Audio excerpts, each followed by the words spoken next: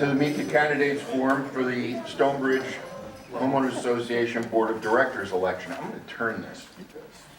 There are people over there, so I feel like I'm on Saturday Night Live. My name is Dan Graziano, president of the current board and chairman of the nominating committee, which has responsibility to oversee and coordinate the annual election of directors. Other members of the nominating committee are Gary Norton, Lynn Scuderi, and Gift Brown. Lynn is here, and I thank them for their work on this, as always. As a reminder, please silence your cell phones.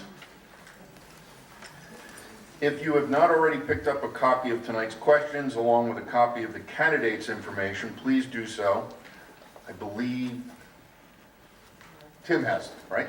Do you still have them? Okay, good.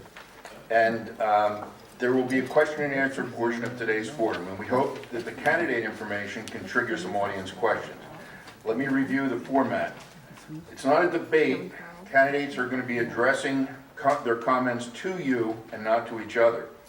They were provided with 3 questions 2 weeks ago to give them time to prepare clear and thoughtful responses.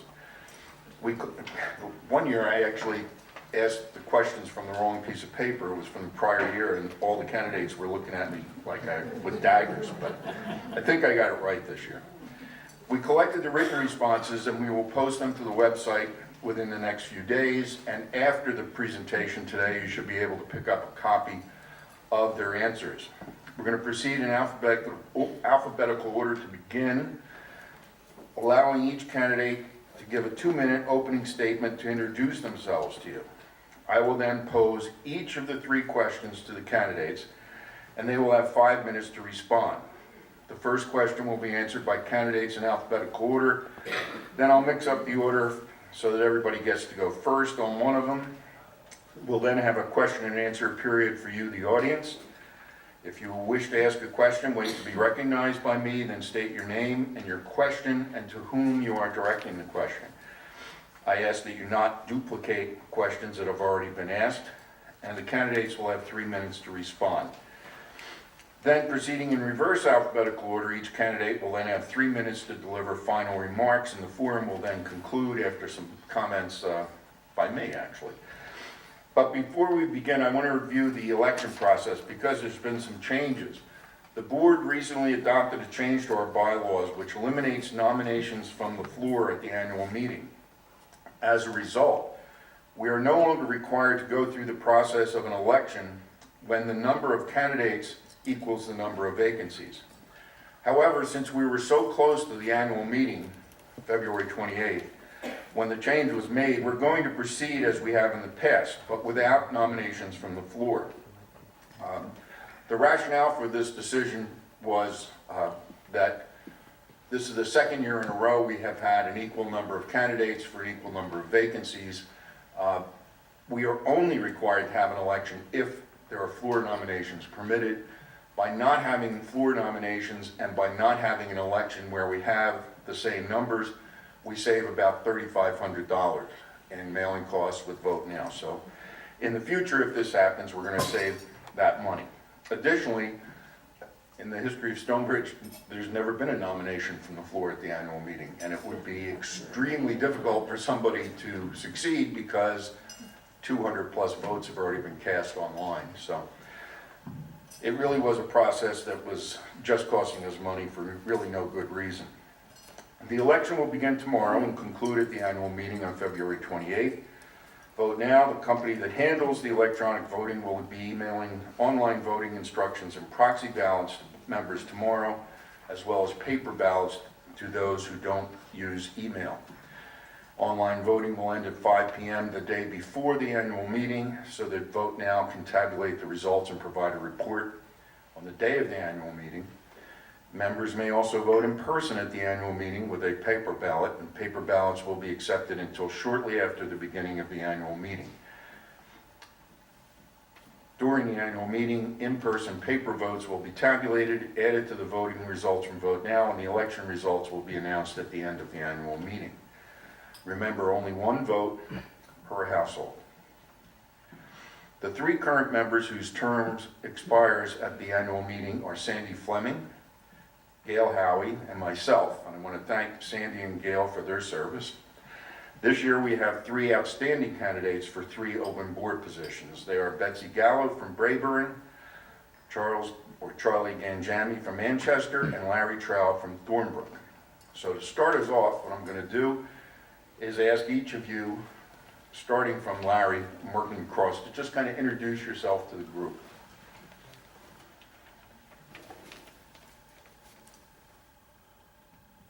Thank you very much. Thank you, Dan. I want to thank the board and the nominating committee and you, community, for giving me the opportunity to have the honor to serve on the Stonebridge Board of Directors.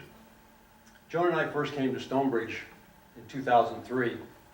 We were looking for our place in the sun, like all the rest of us, and we looked around at a number of locations with the realtor, and when we came into Stonebridge and drove around, there was something different about the feel here, something that said, you know what? We like it. This place just feels right. And we were right. It is just right. So we purchased a condo over in Carrington, 2003. And then when we retired and moved down here full-time in 2012, we purchased a unit in Thornbrook. As I thought about the board and my role on the board, I thought there's probably 3 keys that I think of the Stonebridge success that I will focus on. First of all, remaining financially sound and stable. I think that's the number one responsibility of the board and the number one key metric for this community. Second, maintaining a positive two-way communication between the board and the members. And third, fostering a strong sense of community and responsibility for the success of this community. I'm also mindful that Stonebridge is a great place to live, not because it's got a great facility, it has great programs, and great amenities, all of which is true. Stonebridge is a great community because of the people that are here. It's the people that are here that bring life to this community, and that's what's important. So we need to engage people in this community and share the wonderful community that we live in. It's my commitment to this community that I will work on these keys to success on my time on the board. Thank you very much. Thank you, Larry. Charlie? Hi, everybody. I'm Charlie Ganjamie. Susan and I have gone through quite an evolution here at Stonebridge over the years. We've been married for 43 years, and as we both like to say sometimes, 39 wonderful years. We have 4 kids who live up in the New York area, and assorted children-in-law and several grandchildren so far. We bought our condo here in Brayburn in 1999. It was purely an investment for us. At least that's how it started out. I was following the demographic projections that said that 7 million baby boomers would buy retirement homes and move, and have some retirement presence in Florida, and I wanted to get in ahead of that wave. So we stumbled on Stonebridge just quite by accident. An elderly mother of one of our friends mentioned Stonebridge to us when we were down here looking, and we asked our agent to give us a look, and as Larry said, it felt right to us, and we bought right then and there that week. We rented it out for the first 3 years. As I said, it was an investment, and we thought, well, we'll just use it when it's not rented. And then after that, we started coming and spending our winters here. And it became a joke to us after a while that every time we would be walking up the stairs into the condo when we first arrived, I would turn to Susan and say, tell me again, why don't we live here? Because every time we'd open that door, we would just do this. We would relax. I mean, instantly relax. And after a number of years like that, I said, no, seriously, why don't we live here? And in 2013, we sold our home up north, and we came full-time. And we continued living in that Brayburn condo for another year, and then we found our present home in Manchester, and we've been there for 4.5, almost 5 years. I started out as a child psychologist, and I did that for about 7 years, and I made about as abrupt a change as you could possibly make, and I turned around at the age of 31, and I went to work at Merrill Lynch in the investment world. And I worked my way through that, and I spent the next 30 years there, became a manager at Merrill Lynch, and I managed several branch offices. My last assignment, I had 3 offices with about 120 people. And both of those careers, I think, have served me well. I think my background as a psychologist, as I said to the nominating committee when we met, was that I'm a professional listener. And I continue to use those skills. I've been on the Brayburn board, spent 5 years on the Brayburn board as its treasurer, as secretary rather, and for the past 3 years, I've been the chairman of the Manchester committee. We don't have a board, we have a committee structure, which is a little bit, it's not quite as formal as a board structure, but it serves the same purpose. As I said, I think those background experiences do serve me well for what I'm about to do and hope to do. And I appreciate the nominating committee, the board and the nominating committee, for their openness and making this process as smooth and comfortable as it could be. And I look forward to having the opportunity to continue to serve this community. Thank you. I'm glad you said what you hope to do, because that 39 happy year comment may cost you the one vote you need. Okay. Betsy. I didn't bring Bert, so I don't have to worry about saying anything wrong. Okay, good afternoon, everyone. Thank you to the nominating committee for putting this forum together, the board members for being here, and for all of you for taking the time out of your day to come and listen to the Meet the Candidates. I feel really blessed to be in the company of 2 really good-looking guys up here. I think we're going to be a good team on the board. My first experience at Stonebridge was in 2003 and 2004 when we came down for the season. Bert and I were both recently retired, and I was not a golfer, and I was not a tennis player, and I was not sure what I was going to do with the rest of my life down here, and it turned out to be quite okay. It didn't take long to realize this is really a wonderful place to learn how to enjoy retirement. We met so many nice friends, and the people have been extraordinarily friendly, open, and I think that is what makes this community so special. Let's see, I decided to make the commitment to be a board member for the next 3 years to give back to the community that I've grown to love, and it will be my goal to see that it remains a financially strong community, that the importance of listening respectfully to the members for their concerns, and to participate in the process of moving forward with planning the future of Stonebridge, because we all have to be thinking about where it's going. And that's about it. Thank you. Hold on to the microphone, I thought Betsy, because you're first up. Okay? Everybody have copies of the questions? I'm going to read it anyway.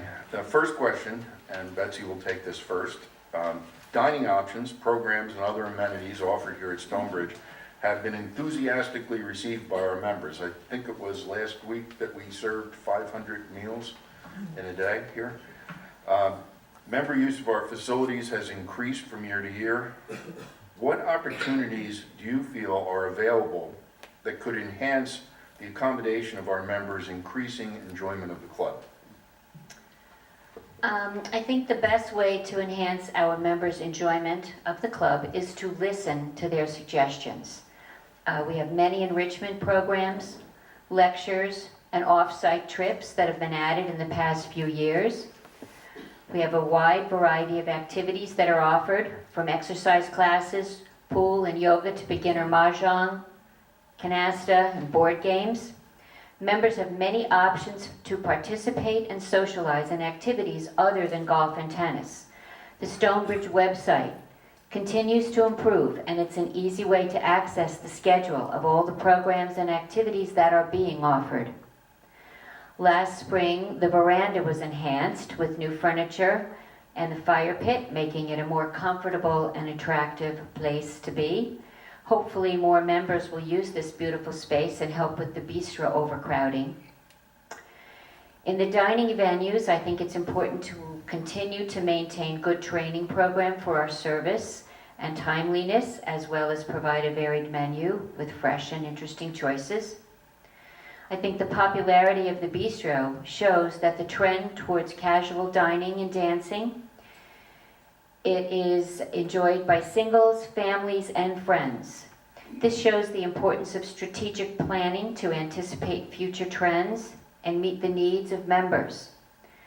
The quarterly member surveys are a valuable tool to gather feedback on what members would like to see improved and expanded. The master site planning meetings have brought members into the discussion on various options to hear members' opinions on planning for the next 5 to 10 years. Although we have 5 years left to pay for the clubhouse assessment, we need to remain competitive with other bundled communities. And to do so, I believe we must be forward-thinking and planning for infrastructure improvements and amenities that we should offer in the years ahead. Thank you, Betsy. Charlie, how would you enhance the accommodation of our members' increasing enjoyment of the club? Well, I approach this from a kind of a more global view of things. Rather than looking at specific programs or facilities or events that we have, I decided to go with a big picture view of where we are, where we're going. Over the 18 years that we have owned here in Stonebridge, we have seen just enormous changes in what's available to Stonebridge members, whether it's dining, fitness, golf programs, clubs. There's so many more organizations than there were 18 years ago. And when I step back and look at those early years versus now, it really is staggering, the change.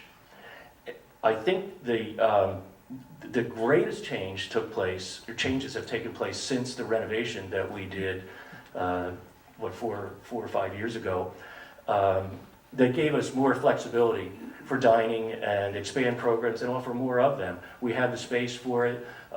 We have a growing year-round population that has different needs and interests and wants. And during that time, after the transition from the old to the new, when we reopened after, I think it was about an 18-month hiatus, we went through some real growing pains. A lot of you will remember the retooling of food service, because all we had was a chef, and they started from zero and had to rebuild. And I think that both the board and management got a lot of feedback during that time. It was, like I said, it was growing pains. And it became vital, and I think the board recognized how vital it was to listen to what people had to say. So in that sense, it was a good thing, because I think that was a real turning point in member feedback, member input into what goes on here. The surveys became more critical, were used more extensively, and anything that had member feedback was taken and really given great consideration. A lot of you, I'm sure almost all of you, are old enough to remember post-World War Japan. I know that sounds like a big pivot, but I'll get there. After World War II, you may remember that Japan had a reputation for manufacturing goods that were cheap and that just didn't last. Remember the phrase "cheap made in Japan" was what we heard. And the Japanese adopted a concept called CANI, C-A-N-I. CANI stands for Constant and Never-Ending Improvement. And what they did, and this is a universal principle throughout Japanese business and industry, is constant incremental change. Day by day, week by week, month by month, year by year. Tiny changes, improvements of the smallest nature. There was no seismic changes that took place, but tiny improvements, constant tiny improvement. And in so doing, they became an economic powerhouse. They became the second largest economy in the world, even though they only have about 1/3 of our population. And they were known for the quality of their goods, whether it was electronics or automobiles or a calculator, whatever it was. Their goods became first rate, and the United States had to play catch up for several decades to be able to compete again, which we do now very successfully. But that principle of canny, constant and never-ending improvement, was the key to their success. And I think applying that principle here can serve us very well. We're using member feedback, as I said, in a really constructive way. We're listening to what members want. We're looking at trends, what's coming on the horizon. The country club organizations are focusing on, or give us input rather, on changes, trends that are taking place in the industry. And one, for example, is casual dining, the demand for casual dining. And I will talk about that later. But we see trends, we see member input and what members are saying they want and what they actually do. So I don't have a recipe for, I don't know the best recipe for meals or the best menu or the best programs we should have. To me, that comes from input from members. And that's the key focus there, listening to members, whether it's in written form, verbal, however we get it, but listening to members and taking that information and using it to make this club better through constant and never-ending improvement. Thank you, Charlie. Good, thank you, Charlie. You've been reading my notes. First of all, I'd like to be clear that I accept the premise that Dan posed, that the club is very popular, that we're enthusiastically received by the members, and it's a club that we can be very proud of. I accept that premise. However, I would also say that I'm a fan of continuous improvement. Maybe not canny, but not so much the acronym, but continuous improvement. And I think we have to constantly ask ourselves, what can we do better? Whether it's small or large, what can we do better? I think there's 5 areas that we can work through to do that. The first one is benchmarking. I'm a big fan of benchmarking, and I know that Tim talks to other club managers throughout the area, and also subscribes to professional journals where they have articles about running clubs and that sort of thing.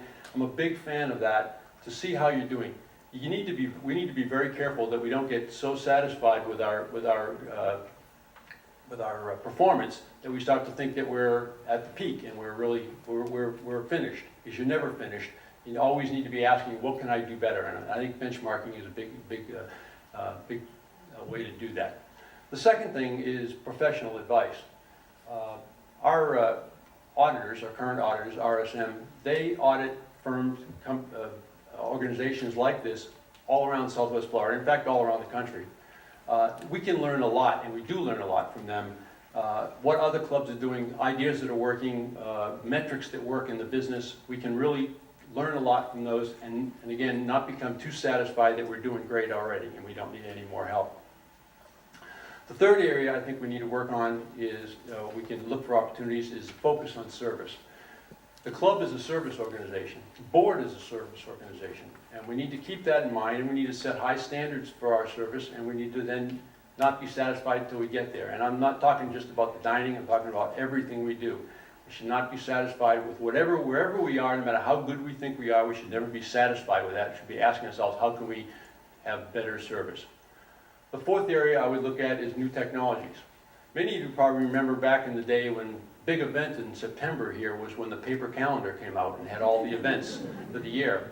And if it wasn't on the paper calendar, it wasn't happening. And there was no changes, no pen and ink changes to the paper calendar. That was it. We were locked in for the year. But you look at what technology has done for us today in making this a better community. We have, as Betsy mentioned, we have a fabulous website, updated daily, all kinds of information on there. It's really very, very helpful to us. We have the bridge, we have the voice. Technology has really given us a big step forward in how we manage and enjoy our club.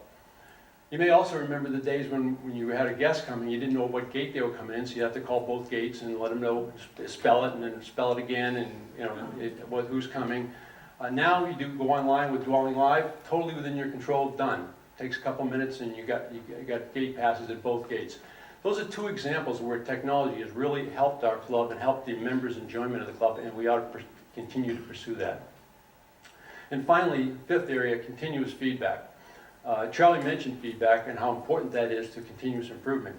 And I know we have a lot of feedback mechanisms, comment cards and member surveys and that sort of thing, but we can never be satisfied that we're getting all the customer feedback. Professional literature says that 96% of the people who are dissatisfied don't complain. 96%. But what they do is they complain to other people. They complain to 10 to 15 other people. And 13% of that group complains to 20 other people. And we all know somebody who complains to everybody.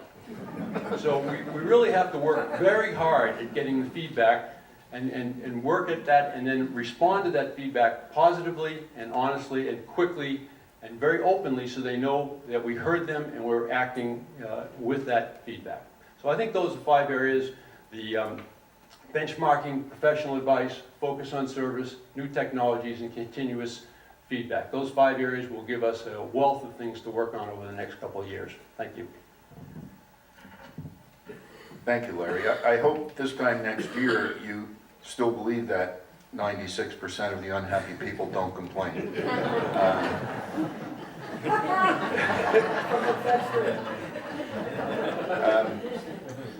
Our second question is, we aspire to be the friendliest country club community in Southwest Florida, providing a beautiful setting of relaxed elegance and unsurpassed value. How can we maintain our casual elegance and relaxed atmosphere while still remaining affordable? We're going to start with Charlie on this. Thanks. I think if you talk to people in any club in Southwest Florida, they tell you their place is special. We know ours is. I think, and I really do believe that, because I think there's something here that I try to quantify by looking at what are the factors that make this such a friendly, embracing community. And I think some of it's economic. If you compare Stonebridge, say, to perhaps Pelican Marsh, we have a range of home prices that's about like this. Pelican Marsh has a range that's about like this. They have $300,000 condos, maybe a little higher, and they have $7 million homes. Those people don't necessarily live the same lifestyle. They maybe travel in different circles, and so they don't have, right from the get-go, as much common ground as we have. Secondly, it's not a bundled community. And with one of the things that attracted us to Stonebridge was this bundled concept. We found that we had 798 potential ready-made friends here who we could meet right here. And the opportunity to make friends, to build relationships, to build circles of friends has been just phenomenal for us, and I think for all of you too. And you recognize how easy it is to meet people and come together. So we have that. That's a real benefit to us, and it's kind of like it's a sweet spot. I think of it that we have so much common ground as people in this age group.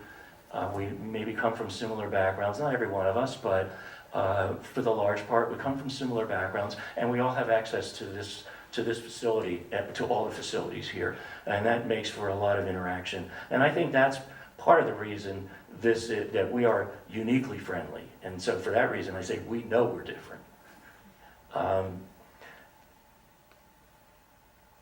The membership has given the board its marching orders. All the surveys and feedback that we're receiving says that you want casual dining. That's a serious trend. And we know that if we knew what we knew now when we did the renovation to this building, our bistro would probably look a lot different than it does right now, because it simply can't accommodate the demand. And on any given Friday or Saturday night, you know what it's like down there. And I believe there are a lot of people who don't even come because they know they're probably not going to get a table because there's so much demand for it. Add to that the trends that the country club organizations have identified, and I think Bob Henry in your presentations in the town halls have talked about that there is a strong trend towards casual dining. So, this relaxed atmosphere and what was the phrase? Casual elegance and relaxed atmosphere. We're on our way to that. I think we've always had some of that, a lot of that, and we're on our way to more of it. It does take some money to accommodate change. So I'll talk about the affordability aspect.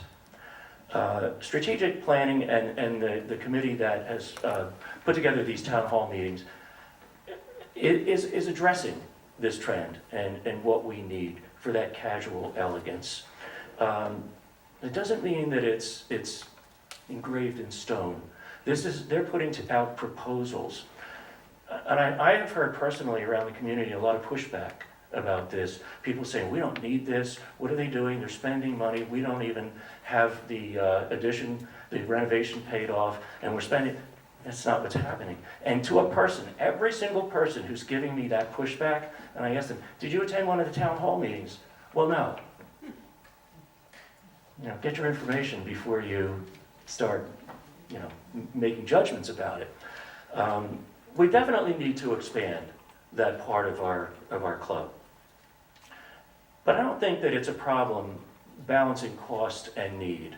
Yes, we'll have to spend money to do that, but I think the board is very sensitive to people's financial circumstances and not overburdening us. So it will come in time. It may not look like it does in the proposals right now, but I think it will happen. It will happen in a good way, and it will happen at the right time.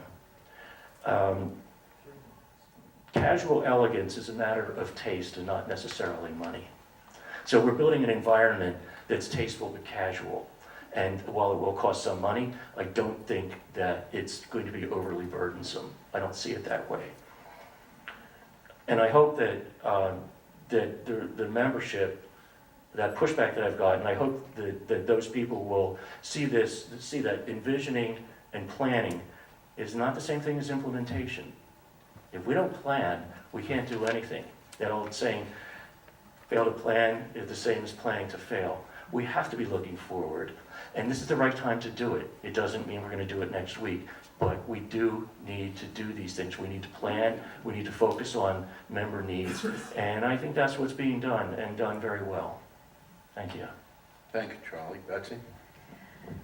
Okay, just to remind you, the question I'm answering is how do we maintain our casual elegance and relaxed atmosphere while remaining affordable? Just in case you forgot that part.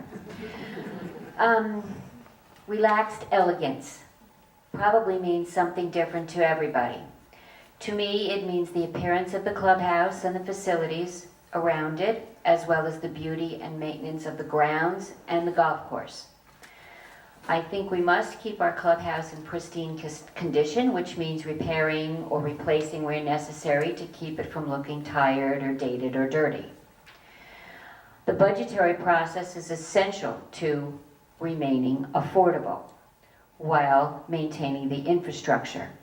We have a general manager and a controller who anticipate and monitor capital improvements and expenditures. We have board members with strong fiscal management backgrounds to help guide this process.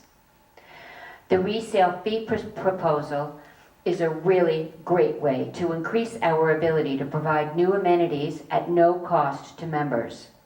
For example, the veranda furniture and the fire pit and the pizza oven were purchased with resale fees. The proposal would increase the resale fee paid by new buyers to the median of similar communities in this area. Stonebridge currently has the lowest resale fee, definitely putting us at a disadvantage with other bundled communities. We'll be voting on this soon, and I encourage everyone to vote yes to approve the proposal. Thank you. Okay, this goes back to Larry to start. Based on your work I experience, didn't answer this question first. I didn't answer that one. I went to Charlie, then to Betsy. He's number 3. oh, I'm sorry. No, that's okay. Yeah, I endorse everything they said. I like that. Yeah. So, how can we maintain our casual elegance and relaxed atmosphere while remaining affordable? Well, I think the easiest way to answer that, from my perspective, is to break it into 3 pieces. First of all, let's talk about casual and relaxed atmosphere.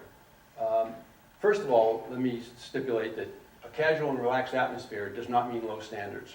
You can have very high standards and still be casual and have a relaxed atmosphere.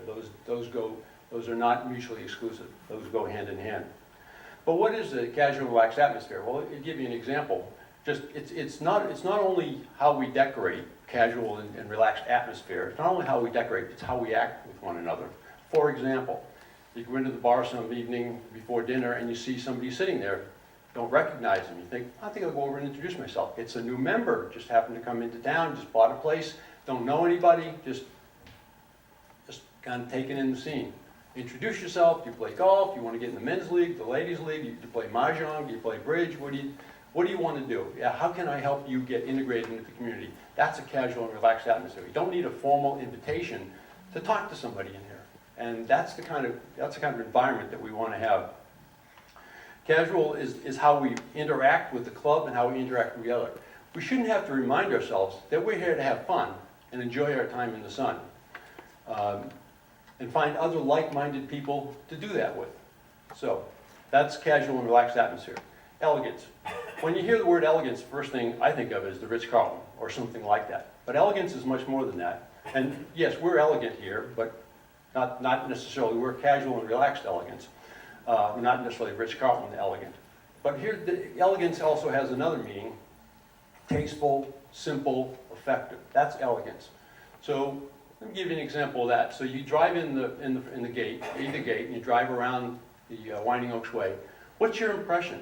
Whether you do it or a guest of yours or somebody who's new to the community, what's their impression? Is the impression, wow, this is very tastefully done. The homes are well maintained, the property's well maintained, it looks very updated, it looks elegant. Is that what people say? That's what we want them to say. You know, and this is particularly important as our community enters its 20s. Now, we're not in our 20s, but the community's in the 20s. And so maintenance and upkeep and that sort of thing becomes all that much more important. So we need to appropriately address that and to maintain that. I'm sure if you talk to realtors, the one thing you never want to have people say is, Stonebridge, nice but dated. That's not where we want to be. We need to be on top of that and make sure that we always look elegant as a community. And finally, affordable. This gets to one of my key points that I talked about earlier in the introduction, remaining strong and financially secure. Affordable and unsurpassed value are related terms. One suggests dollars, the other suggests a perception of value, what something is worth. We have a vital interest in this community. This is something we all share. We all have an investment in this community. And we need to decide what value we put on maintaining this community and this investment that we've made. We're in a very competitive real estate market, and we need to remember that in terms of amenities and perceived values, we're being compared. But we have to balance those perceptions with affordability. So, as a board, we need to be prepared to do what's necessary to ensure the club remains elegant for the long haul, while staying relevant in the real estate marketplace, and balance all that and staying affordable. Thank you. Thank you, Larry. And hold on to the microphone. You're going first. Based on your work experience and service on other boards, how would you describe the ideal relationship between the board and its management staff? Okay, well, let me just say that first of all, I believe the board today has the proper balance. They have a saying, and I've heard Tim say this, I've heard Dan and Bob and others say this. Managers manage, directors direct, members enjoy. I think that captures very, very well what the relationship is between the board and the management staff of this club. In its governance role, the board is best suited, I think, for the big picture, taking the long view of the community. Where should we be headed? What are the strategies, the policies, the ideas that we should be pursuing?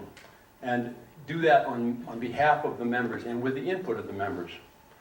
This is where we bring the feedback in that I was talking about earlier, the continuous feedback. The board and the committees get feedback, as Dan said. Some of it's criticism, some of it's feedback. All of it's feedback. But we get it on the golf course, we get it on the tennis courts, we get it at the pool, we get it in the fitness center, we get it eating dinner, you get it in the neighborhood. You get feedback, and we bring that to the board and to the committee structure, and we use that to help identify where we think in the long term the club ought to be. That's the role of the board.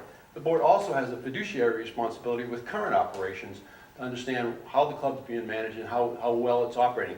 And this is, again, where benchmarking comes in. We'll see how we're doing, not only us as a community, but us compared to other communities that we get benchmarked against. But let me just look, so that's what I think the relationship is between the board and the management of the club. And I think that's an important relationship, and I think we got it right now.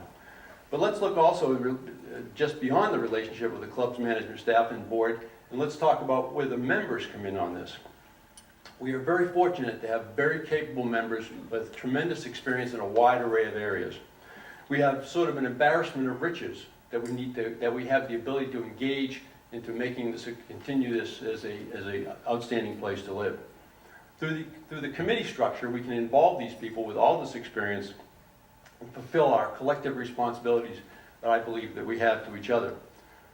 We bring our talents to the table and help to influence the club's operations in many ways, whether it's today's operations or the future. As part of this collective responsibility, I think each of us has a responsibility to contribute to the community in some way, whether you're on the board or on a committee, or you organize mahjong or bridge or book club or one of the habitat sites or the school mentoring, whatever it is. Somehow contribute. We need everybody to bring their talents to the table and contribute to the community. So with that, I think I would modify this slogan that I mentioned earlier. I think I would change it in this way. I would say, managers manage, directors direct, members participate and enjoy. Thank you. Thank you, Larry. Now, Betsy, on the governance topic. I like that last ending. Let's see. The management staff manages the club, and the board acts an advisory role to support the managers. Stonebridge Country Club is a multi-million-dollar business, and it's the responsibility of the general manager to run the business, hire and manage the staff needed to support the operations. The general manager and the managers are responsible for keeping this business operating smoothly year-round. A board member's role is to support the general manager and the management staff through the various committees. Every committee is chaired by a board member, and members from the community participate and provide input, expertise, or observation to support the work of a particular committee. The parameters of each committee are stated in the bylaws, and it's the responsibility of the board to follow these guidelines. It's the board's responsibility to establish the job expectations and goals for the general manager and to evaluate his performance each year to ensure he's fulfilling the obligations that have been established. On the committee level, board members provide guidance, advice, and input on the budget, finances, contracts, or major decisions. The board takes a lead role in the strategic planning process to plan and facilitate where the club should be in the future. It requires input from membership, sensitivity to market trends, to anticipate what we should look like in the years ahead. This is a process that includes ongoing dialogue with members through surveys, focus groups, outside advisors, and town hall meetings. Many of us remember the multi-year process involved in getting the clubhouse renovations accomplished. We have the hard work and dedication over several years by the board to thank for what we enjoy today. The club is not a static organization, and its leadership must be forward-looking to meet the expectations of the members, to stay competitive in the market, and to retain the value of our property. An essential responsibility of the board member is to take the position of board leadership seriously, to come with an open mind and not with an agenda. A board member must be willing to commit the time to attend board meetings and committee meetings and to take on the tasks that may be required to accomplish the goals established in these meetings. Board members must always be respectful of staff, other board members, and members of the club. Board members are a valuable resource in listening to members, resolving problems and addressing concerns through the proper channels. They can also encourage people with talents or interests in a particular area to join a committee. By serving on a committee, members gain the knowledge and possibly the interest to become a member of the board. An effective board is one that can work collaboratively, listen, learn, and communicate with each other, with the general manager, with the managers, and with the members of the community. I think the board over the past few years has demonstrated their ability to work harmoniously and with transparency to fulfill their obligations. They've provided an excellent model of good governance for future boards to follow. I am very grateful for their leadership and efforts on behalf of all the members of the Stonebridge community. Thank you, Betsy. Okay, that concludes. No, it doesn't. It does not. I did it again. I'm just saying that. Didn't I? I did it again. I mean, I can forego the question if you want. Yeah, all right. Charlie, go ahead. All right, all right. Keep it brief. Keep it brief. 3 minutes. Wow. So the question, the first part of this question was, based on your work experience and service on other boards, how would you describe the relationship between the board and management? And I think that my experience at Merrill Lynch in particular applies pretty directly to this. I had about, as I mentioned earlier, about 120 plus employees in my last position, and I was regarded as a hands-off manager.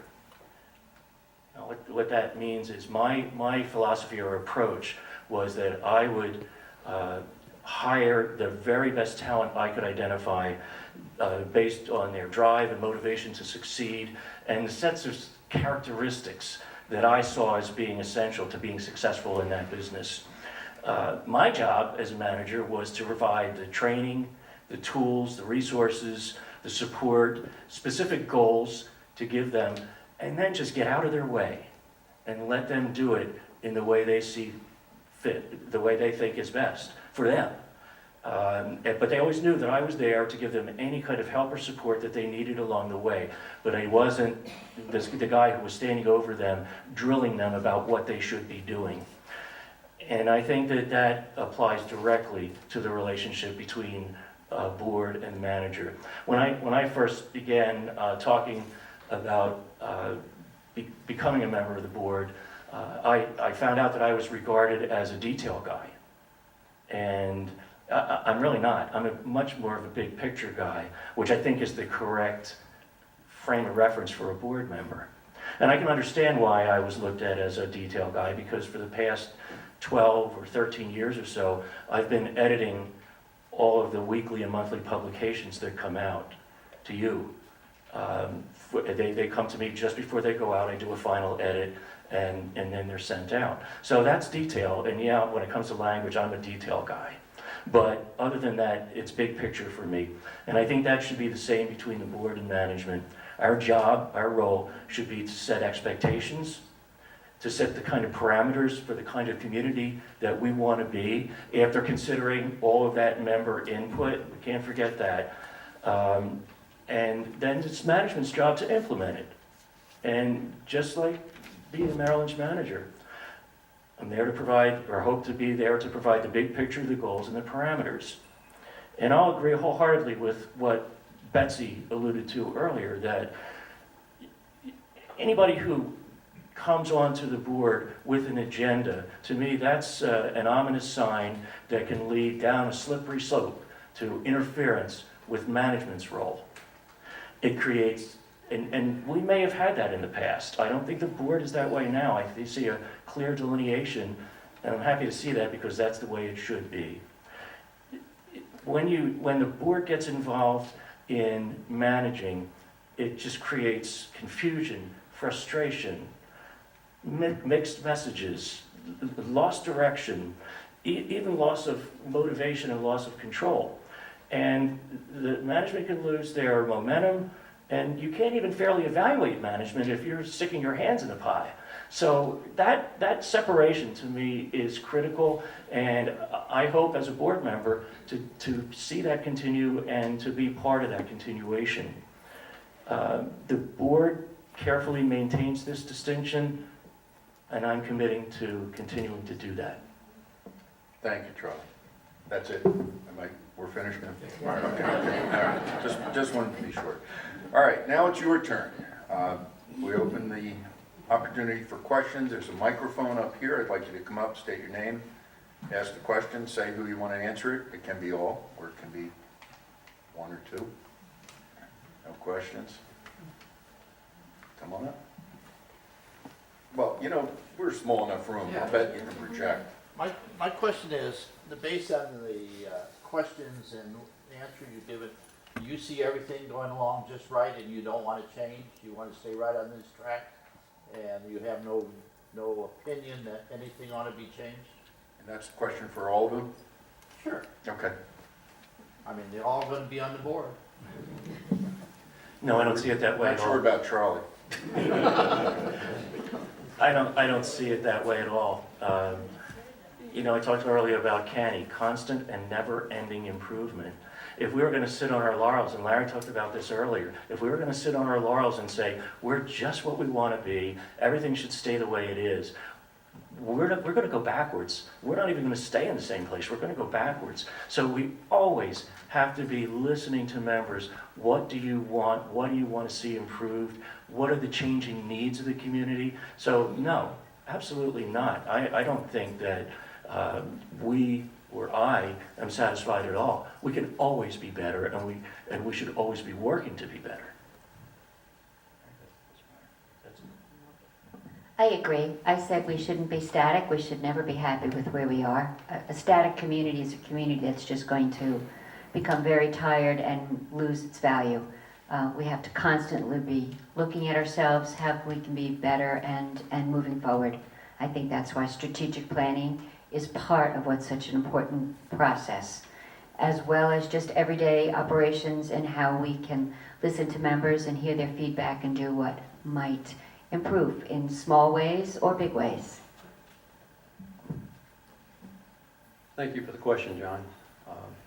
I think, I would agree with what Betsy and Charlie said. I think the key point is, right now I think we have a board that works, functions well. I think we have a management staff that is professional and skilled and functions well. However, hitchhiking on Charlie's comment, we're never satisfied. We set high standards, we make no excuses for setting high standards, and we want to continuously improve. That's why I think the areas we look at, I don't come with any particular areas, but the areas we look for opportunities to improve. Benchmarking, professional advice will help us find opportunities. Continue to maintain a focus on service, looking at new technologies, and getting that continuous feedback. Those are the things that I think will yield the areas that we need to be working on. Kathy, And I just want to add one comment to that. One of the best ways to continue to bring about improvement is through members becoming vitally active in the committee process. If you have a specific area that you would like to see improved, I think that's where your opportunity as a member is to become a member of the appropriate committee. And that's where these changes and improvements, that's where they're born. Thank you. Kathy, I know you can project. Go ahead. I know that the purpose of this is to focus on Stonebridge. but I'm a little disappointed that you didn't focus on the larger community. I only heard Larry speak of Habitat, and yet I look at your resumes, and when I'm out and about in the community, I brag about Stonebridge, because I bought here in '98 when we were part of St. Matthew's Golfathon, when we started to get involved with Habitat. Look at the book club, free charities, all this stuff about golfing with a purpose, hammering nails, getting out there. I missed today that you did not emphasize that a lot of us are here, not simply for self-improvement or all the amenities, but we're here to give and make Collier County a better place. Elegance in Collier County, not just in a gated community. Now, I know that you give, and I know that you're part of things, and I know Sandy started the Golfing with Purpose, and we got a lot of things going, and Toys for Tots, and gift cards to employees hit by Hurricane Irma. I would like to see the board brag about Stonebridge, because when I go to other clubs for luncheons and community foundation events, Mediterra is bragging about what they're doing to improve life in Collier County, not just a larger casual dining venue, not just casual friendliness, but go into the larger community, make this a better place. You're doing it personally, but I missed you bragging about it today. And maybe it wasn't the purpose. Wow, that's what I call member feedback. Thank you. That is the best thing you could have said to us. It is true, we're part of a big community, we're not just this community. Well, yeah, That be was, on committees here, but heck, be on committees, be a champion for learning, get out to the Y, be a boat captain at the Conservancy. Teach kids how to read English, do the stuff the book club is talking about. Get us involved in the community. God, Mary Vizioli, every time I walk the dog, she's asking if I'm saving cereal box tops. Is she here today? She wants to collect box tops from cereal boxes. This energizes me. This makes me feel young. This makes me feel I've chosen a heck of a wonderful community in which to live. So I'm your cheerleader. Go for it. So Charlie, if you can turn that into a question and answer it. Okay. Now, I think, You know what? in fairness, I'll make Kathy's question, how do you Right. believe we can either improve or celebrate more the community outreach that does go on here at Stonebridge? Well, as I think about it, and you're talking, Kathy, I think you're right. We don't necessarily actively promote ourselves in the larger community. A lot of what a club notoriety is just reputation and word of mouth. But you're right, we haven't actively promoted ourselves in any formal kind of a way, and maybe that's something that the communications committee ought to be looking at. Larry? Sandy, you only have 30-some days to do it. Don't worry about it. Yeah, I take your point, Kathy, and thank you very much for bringing that up. I'm not so much concerned about whether we brag about it or not, because frankly, that's not my style to brag about all that we do. But what I think is more important is that we do it. We have a very active, as Kathy puts on, we have a very active community. We have very active opportunities for volunteering all around the community. It's a tremendous amount of things that Stonebridge and Stonebridge members do. And that's really to me, that's more important than bragging about it. There's nothing wrong with bragging about it, but I think more important is that we do it, and that we do it a lot. And I think there's probably a lot more that we can do to get more people involved in that. And if that lands up with people outside of our community recognizing that that's what we're doing, great. But more important that we do it. I was saying brag metaphorically. It's noteworthy, I think, and I do have a personal interest in saying this, a little personal bias, but there's a big sign out front of Naples Park Elementary School right now says, "Thank you, Stonebridge ladies, for the book club's contributions to the students who go there from Immokalee." So we're being celebrated in some places, but perhaps we could do better. Any other questions? Yes, sir. I have a clarification and a question. Can I get a clarification from you as the chair? The voting process, I kind of sitting here wondering what we're doing here. We have 3 people to fill 3 positions. Do they have to reach a threshold of approval with the membership in the voting process, or why are we even having it? Surely it should be acclamation, because we don't have anybody, I don't quite understand what the process of voting is. Do they have to reach a certain threshold?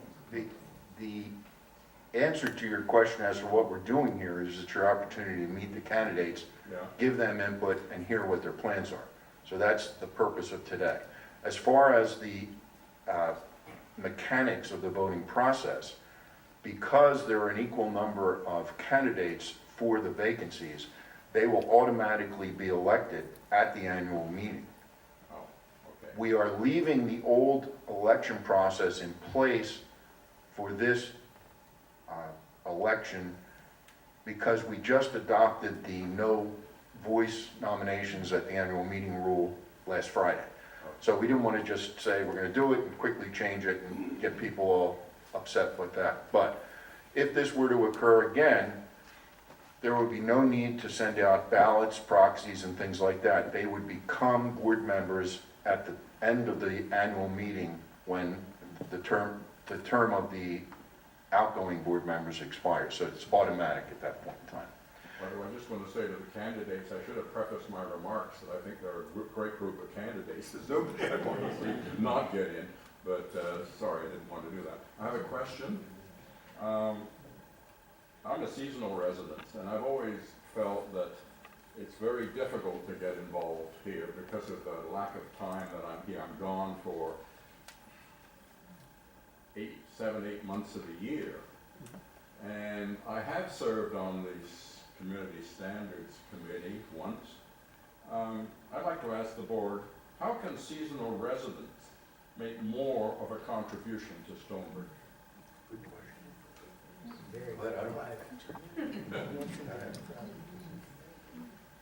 I don't think you have to be here year-round to participate. We have had board members, I know even in my years on the Brayburn board, board members who aren't here year-round. And, you know, we have a lot of technology nowadays, and so I don't think that precludes you from participating, not even from committees. I mean, most of the work I think that the committees do tends to be during season, the most active time. So I don't see participation as being a problem. Getting involved in programs and activities and the social aspect of it, that's maybe more difficult because you're not here all the time, and you know, but I really do believe that there's a lot of opportunity to participate even if you're here for season. But doesn't it gravitate towards the full-time people? Well, It naturally gravitates. why don't you pass it along? Charlie is full-time, Larry is full-time, Betsy is seasonal. Okay. Yeah, so I endorse what Charlie said. Committee members, a lot of times we have committee members that call in, and they call in for the few meetings that we actually have over the summer, most of them during the year. The other way to do it is February 10th, we have a Habitat Build Day, a week from Saturday, here in the Collier County Habitat. You can participate that way. So there are things that go on, and since you're my next door neighbor, I'll take you to the Habitat. But I think that there are I don't think not being here 12 months a year is really any more a problem in terms of participating. And in fact, there's a gentleman and lady, a husband and wife that Joan and I met. Actually, Joan met at the bar one day. They were new members. And it turns out he is a retired comptroller from a very large company. And I've got his business card, and as soon as the board forms the finance committee, I'm going to call him and ask him if he would be on the finance committee.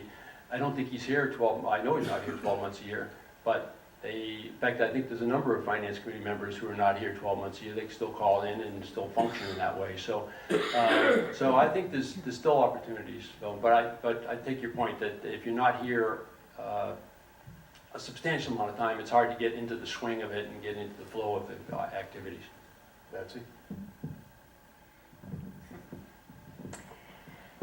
Thanks for your question about it, because I think whether you're full-time or part-time does come into play. A lot of people think that you need to have full-time board members. Not all of us are going to be full-time board members. I'm here about 6 months a year. I think you can certainly make a contribution in an area where on a committee that you think you can bring something to the table. By all means, join the committee. There are, the telecommunications is improved all the time. We do a lot of meetings where people call in. It works pretty darn well. And I think the communications committee is also always looking for ways that we can improve how we do that. And I know Tim talked about that at our last communications meeting. It's only getting better all the time. So I would not let being very seasonal keep you from joining a committee. I would encourage you to join one.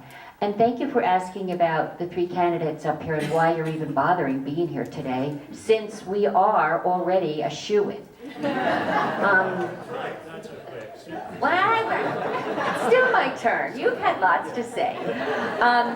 I think if you've never met me, and I don't think you have, maybe at least now you know what my face looks like, and you've heard some things I have to say, and if you want to ask me any other questions any other time, I would certainly hope you would approach me and talk to me. And I would be glad to talk to you about anything you might want to say.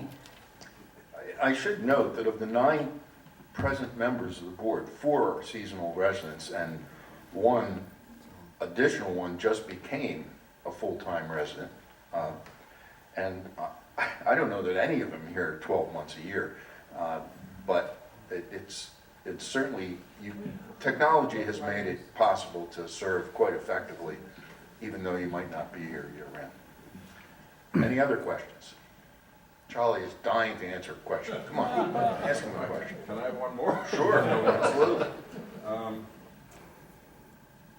I'd like the candidates to comment on how Stonebridge Country Club could improve its curb appeal. Did you hear that? How can Stonebridge Country Club improve its curb appeal? Is that from outside Stonebridge or What- within? What we look like from the outside when somebody comes in. From a Markley Road Yeah. or Yeah. airport? That's what You know, curb appeal that old is. saying, you only get to make a first impression once. And, you know, there were a number of years where in the annual survey, I always stressed the need to address that because I didn't feel that the landscaping really was what it could be. You know, like I said, that first impression means a lot. Thousands and thousands of cars drive down Immokalee Road every day, and that's what they see. And I really think that the landscapers, Mark Metzger, has addressed it and made some great improvements. I think there's some talk about the fountain and doing some work on it, but that is an area that I think is really important. And how we do it, I think, you know, the nuts and bolts of how we do it should be left up to to the experts who do it. But again, the board's role is to just say, we want a better appearance. We want a better image from the outside looking, and then let the team that's charged with that take care of it. Larry made a comment about being Wait, nice but let- dated. Can we let the rest of them answer I it? brought it up. Okay. Yeah, thank you, Clyde. I wasn't suggesting that Stonebridge is dated. My point was, we don't want people to say, Stonebridge, nice place, but dated. We don't want to get there. So here's a couple of ideas. First of all, I think this brings up a sensitive subject of the Community Standards Committee and telling people they need to clean their roof and paint their mailbox and et cetera, et cetera. And nobody wants that job. It's a tough job. But honestly, if you want to improve curb appeal, it needs to be done. It needs to be done well. A couple of ideas. Trees. Trees need to be maintained because if they just grow until we have a hurricane, and that's how we clean the trees out.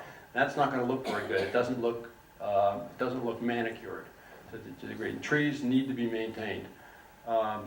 Shrubs. You know, there's some places, and if you a lot of us walk the community and frequently, and there's some places around the community where there's some shrubs that, frankly, they look like a lot of sticks with a few leaves on the top. I'm not insulting the shrubs. They just need to be replaced. It's time to do that, and those are the sort of things. And back to my point about professional advice.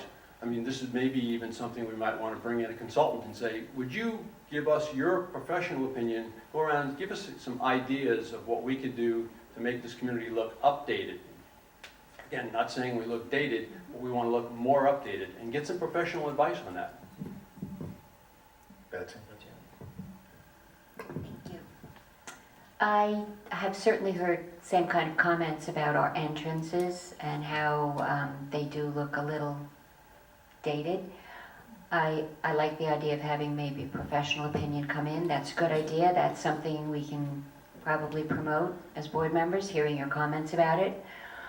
One of the things that might help if we wanted to get rid of that fountain and replace it with something entirely new, that resale fee proposal money might really come in handy. I was really hoping you were going to go there. That's what it's for. Actually, there's been considerable discussion, and management and staff have been working on ideas for the gate improvements. And unfortunately, Irma didn't do enough damage to our gates, or we might have had a new fountain by now. But other questions? Well, I just want to say one thing about the fountain. Even if you turn the water pressure up so that the fountain actually looked like a fountain, instead of like something that was a half a mistake. I can't, you go past Pelican Marsh's fountain on 41 and it's beautiful, and I can't imagine that increasing the pressure wouldn't help. Okay. There are issues that Mark Metzger could explain to you about that, but that's for another day, perhaps. Anyone else? Hearing none, I'm going to ask for final comments from first Larry. Okay, well, I'm going to go back to my Air Force training where they tell you to tell them what you're going to tell them, and then tell them what you told them. So here's where I'm going to tell you what I told you. John and I first came to Stonebridge. We said, we like it, feels right. There's three things that I think, three keys to I think, continued success of Stonebridge.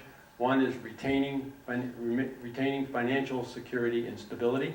Secondly, it's maintaining a positive two-way communication. And third, it's fostering a strong sense of community and a sense of ownership among the members. It's my commitment to the community that I will work hard to keep these keys in mind as I serve on the board. Thank you very much. Thank you. Betsy goes next, and then I'll forget you, Trowel. Well, I agree with everything Larry said. Thanks to all of you for coming today. I think we do have to just keep our community strong and vibrant, and it's a great place to live. I only see it getting better. Thank you. I appreciate everybody being here, especially when there's only 3 candidates and 3 openings. To see a nice turnout is very gratifying. We are huge fans of Stonebridge, always have been. It's just gotten greater over time, and we have always been committed to this community in one way or another. With Susan being president of the book club for 2 years, and my service on the Rayburn's board in Manchester. This community is important to us, and we've always believed in giving back to it and making it the best place it can be. The relationship between the board and management is exactly where it should be, in my opinion, right now. And like I said, I want to see that continue. And most importantly, the continued use of member input and feedback that really guides the board in the decisions that it makes, in the priorities that it sets. So, continue to give us that input and get involved in committees, because that's, again, the place, if you want to see specific changes, that's your place to have a voice in making those changes. So I'm looking forward to the next 3 years, and I know it's probably going to be a big learning curve. As Dan said to me, I guarantee you'll never see Stonebridge the same way again. And I expect that's true, but I'm looking forward to it. Thank you. As you may have picked up during our discussions, especially thanks to Betsy, we are taking every opportunity to urge members to vote for the resale fee amendment. As Betsy described, it is the best way to make those improvements that are out there without increasing our dues. So a buyer comes here, instead of paying $1,700, which they do now, which is the lowest resale fee of the comparable communities, they're going to be paying $3,500. That's a big difference in capital available to do things like buy a new fountain, get a pizza oven, refurnish the veranda. So it's a very, very important vote. It's a very important fee, and it really doesn't cost you anything. It costs the new buyer something. So we have proxies available, right? Yep, Erica has them in the lobby. In the lobby, we have blue proxies. You can vote them. If you vote your proxy now in advance, you will not receive a proxy online or by mail through Vote Now. There's going to be a member meeting, which is how this process works. You're signing a proxy to vote at that member meeting, which is March 19th. And we hope to have enough proxies by then. Well, we hope to have enough proxies by then to pass it, but that's 560. That's not an easy thing. So we need your help. Right here, you're here today. If you can vote your proxy, we'll help you with any questions you have to fill it out. And I've got GIF and Sandy asking questions. I'd suggest just a reminder what a non-vote means. Yes. Yeah, so non-vote, just so you know, we had this resale fee amendment up before the members several years ago. It required then 560 votes. It failed by 10 votes. That means 530 votes. What do we need? 536. It failed by 10 votes. That means that 526 of our members voted for this change, but because not enough members voted, it didn't pass. So it's not a matter of whether it's a good or a bad thing. It's just a matter of getting people to vote. Anything you can do to help that, complete your own proxy, take a couple to give to your friends, whatever you can do to help, we'd appreciate it. Sandy? Also, I'd like to add that if you are a current homeowner and buy another home here, instead of paying the 50% of the dues, you're only paying 10%. So it is an advantage that we don't have now, because each time you buy a home, it's the same price. Yeah, which is less than you would pay now if you were a current owner buying within Stonebridge. So, on behalf of the nominating committee, on behalf of the board, I would like to thank all of you who attended today's forum. I hope you found it informative and helpful, and I would like you to join me in thanking the candidates for their participation today.